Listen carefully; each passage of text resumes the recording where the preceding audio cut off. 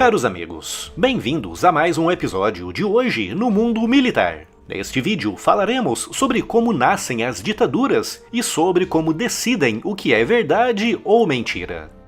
E se ainda não está inscrito no canal, inscreva-se já e acione o sino das notificações para não perder nenhuma novidade. Há, essencialmente, duas formas de uma democracia se converter em ditadura. A primeira, e mais conhecida, é através de um golpe de Estado, que é quando um indivíduo, normalmente com apoio e respaldo de amplos setores, quase sempre os militares, derrubam um governo legitimamente eleito, impondo no seu lugar um regime ditatorial liderado por ele próprio.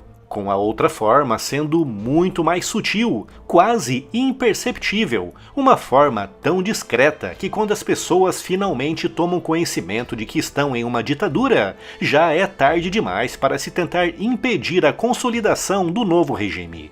Esse processo de erosão da democracia e da sua gradual transformação em ditadura começa sempre à volta de um líder carismático, quase sempre eleito democraticamente e, na maior parte das vezes, defendendo justamente o processo democrático. Foi assim, por exemplo, com Adolf Hitler, que em 1933 alcançou a maioria no parlamento alemão, sendo por isso elevado ao posto de chanceler naquele ano. O primeiro passo que, mais tarde, conduziria a Alemanha à ditadura. Com um líder carismático finalmente no poder, o primeiro passo costuma envolver o aparelhamento do judiciário e, mais uma vez, vemos em Hitler um exemplo disso. Com uma das suas primeiras medidas após chegar ao poder, envolvendo a substituição dos juízes federais alemães, colocando nesses cargos apenas juristas diretamente alinhados com a sua visão política.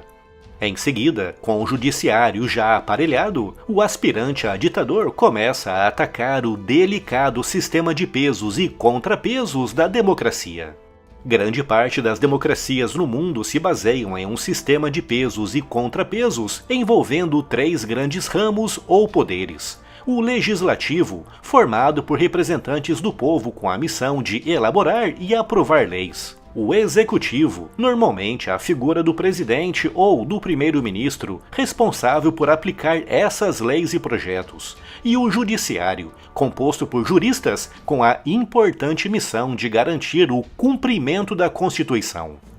Esses três poderes precisam estar muito bem balanceados, com nenhum se destacando em relação aos outros. No entanto, como o objetivo do aspirante a ditador não é o de cultivar uma democracia plena, o seu próximo passo envolverá o fortalecimento de um dos poderes, habitualmente aquele mais alinhado com a sua visão política. E assim, o aspirante a ditador, o representante do poder executivo, criará alianças com um dos poderes, normalmente o judiciário, para que juntos possam enfraquecer o outro poder, composto por representantes eleitos pelo povo.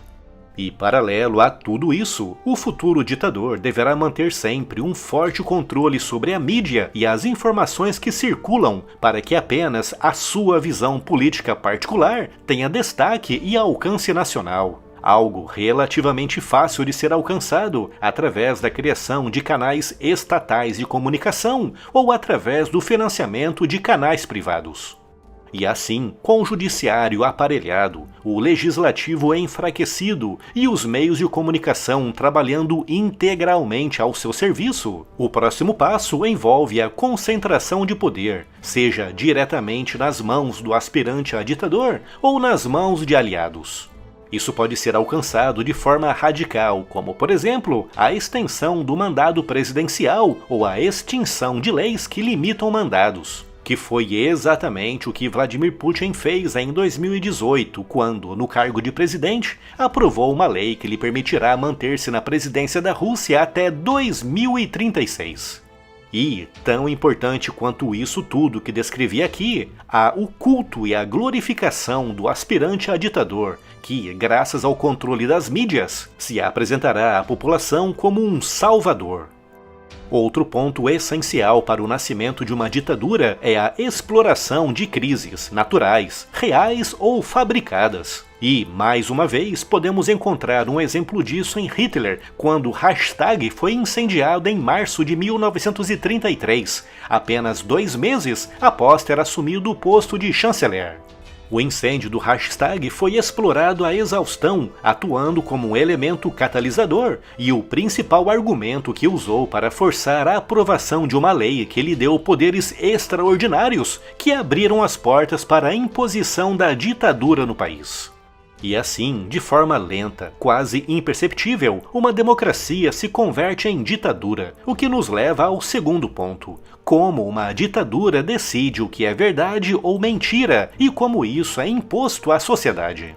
Como descrevi aqui, o processo gradual de transformação de democracia em ditadura envolve o controle completo sobre as mídias e o estabelecimento de uma gigantesca e poderosa máquina de propaganda. Exatamente como aconteceu na Alemanha nos anos 30 e 40 através da máquina de propaganda de Goebbels. E exatamente como acontece hoje na Rússia, com Vladimir Putin controlando aquela que é vista como a maior e mais poderosa máquina de propaganda de todo o planeta. Com a mídia sob controle e com uma grande máquina de propaganda à disposição, o aspirante a ditador pode repetir à exaustão os seus mantras, convertendo mentiras ou meias-verdades em verdades absolutas, ao mesmo tempo em que classifica os descrentes como traidores. Outro elemento importante nisso é o judiciário, o ramo que, como referi há pouco, costuma ser o elegido para apoiar os ditadores, com o judiciário se encarregando de aprovar leis duras para combater a divulgação daquilo que o governo considera mentira, as tão conhecidas fake news, que é exatamente aquilo que a Rússia está fazendo nesse momento, com o judiciário russo, controlado diretamente por Putin, aprovando leis duríssimas que incluem penas de prisão de mais de 10 anos para quem divulgar informações classificadas como falsas pelo governo. Na Venezuela, do ditador Nicolás Maduro, também vemos isso, com o judiciário venezuelano totalmente controlado por Maduro, se encarregando de garantir que todo aquele que divulgar fake news sofrerá graves penalizações legais. E, finalmente, há o processo de perpetuação no poder, com o ditador afastando seus principais concorrentes, seja de forma violenta, através de prisões ou assassinatos, ou de forma sutil e supostamente legal, que é exatamente o que está acontecendo agora na Rússia, com Vladimir Putin disputando eleições presidenciais apenas contra candidatos que ele próprio aprovou. E também na Venezuela, com Nicolás Maduro seguindo a prática de Putin, afastando seus principais concorrentes da corrida presidencial. E assim, sem quase nos apercebermos, democracias se convertem em ditaduras e mentiras, contadas 1000 vezes, se convertem em verdades absolutas.